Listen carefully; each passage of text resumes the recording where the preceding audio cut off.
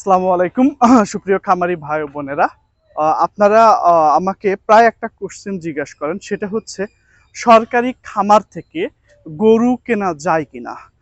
আমি আজকে আপনাদের সঙ্গে এই বিষয়টা নিয়ে আলোচনা করব যে কিভাবে আপনারা সরকারি খামার থেকে সরকারি মূল্যে গরু কিনবেন।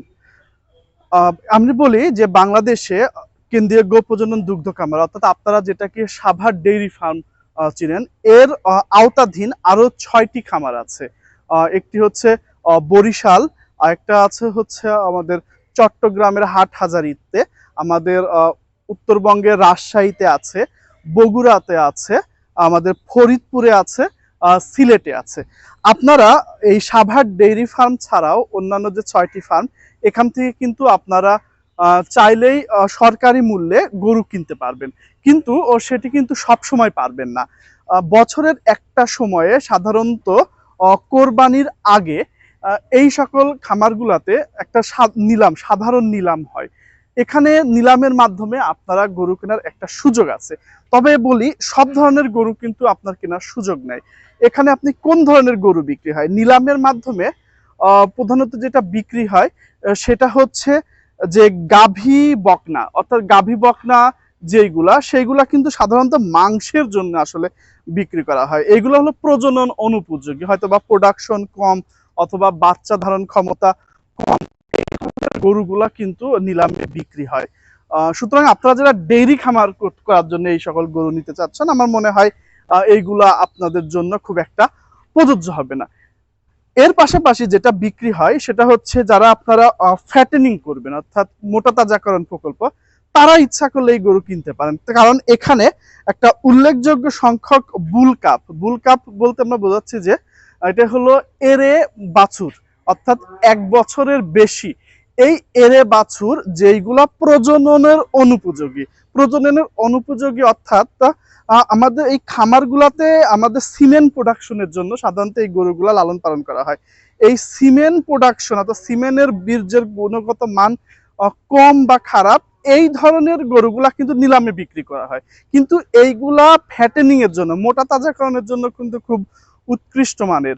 আপনারা ইচ্ছা করলে এই এরে বাছুর 1 বছর থেকে শুরু, 2 বছর, 2.5 বছর, ঠিক না, যখন মানে প্রাপ্যতা যেটা থাকে সেটা কিন্তু এই খামারগুলা থেকে বিক্রি হয়। এর পাশাপাশি যেটা বিক্রি হয় সেটা হচ্ছে সার, অর্থাৎ এদের যখন এই বড় গরু সারগুলা থেকে সিমেন্ট কালেকশন করা শেষ হয়ে যায়, তখন কিন্তু এইগুলা বিক্রি করে দেওয়া হয়। সেগুলা কিন্তু আপনারা ইচ্ছা করলে মাংসের জন্য অথবা কুরবানির জন্য কিন্তু নিতে পারেন।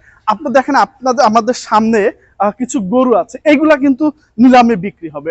এইগুলা প্রত্যেকটা হলো এরে বাছুর, এদের বয়স 1 থেকে 1.5 বছরের মধ্যে। এইগুলা কিন্তু নিলামের মাধ্যমে কিনে ইচ্ছা করলে আপনারা আরো কিছুদিন লালন পালন করে আপনারা এটাকে কিন্তু বিক্রি করতে পারেন।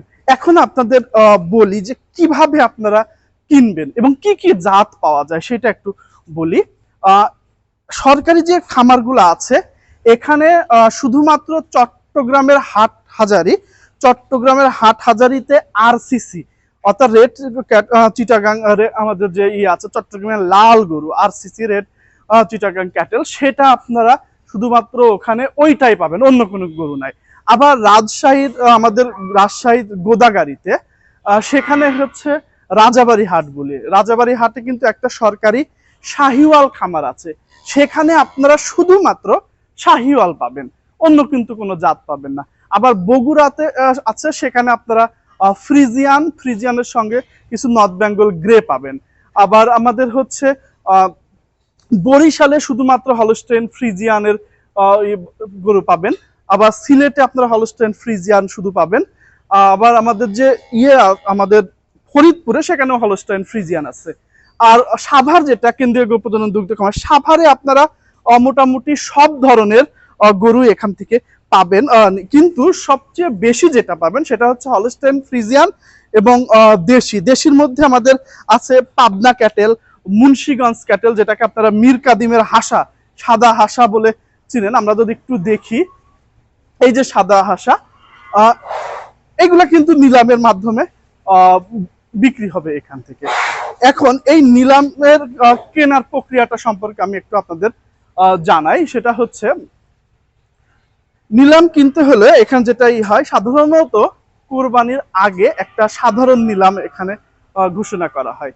এই নিলামে আপনারা লটে গরু কিনতে হবে, আপনাদের লটে, অর্থাৎ কয়েকটা গরু মিলে একটা লট হবে। কোনো সময় 3টা বা 4টা বা 5টা হতে পারে, সাধারণত 3টা গরুতে একটা লট হয়।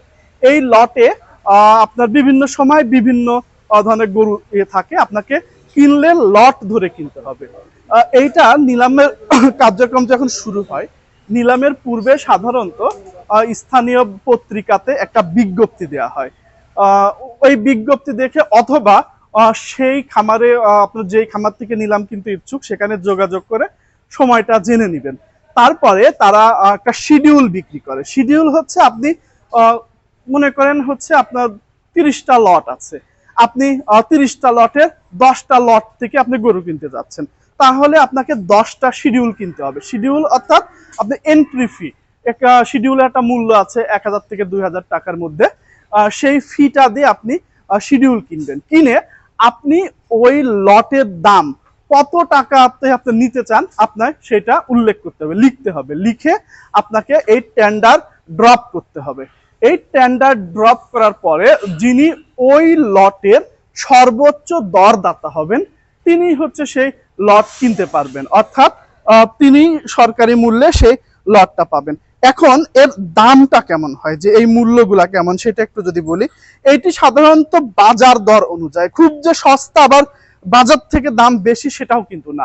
সাধারণত বাজার দর যেটা হয় সেই অনুযায়ী কিন্তু আসলে লাইভ ওয়েট বেসিস, অর্থাৎ জীবন্ত ওয়েট ওজন ভিত্তিতে এই দামগুলা একটা ফিক্সড মিনিমাম একটা দাম সরকারিভাবে নির্ধারণ করা হয়।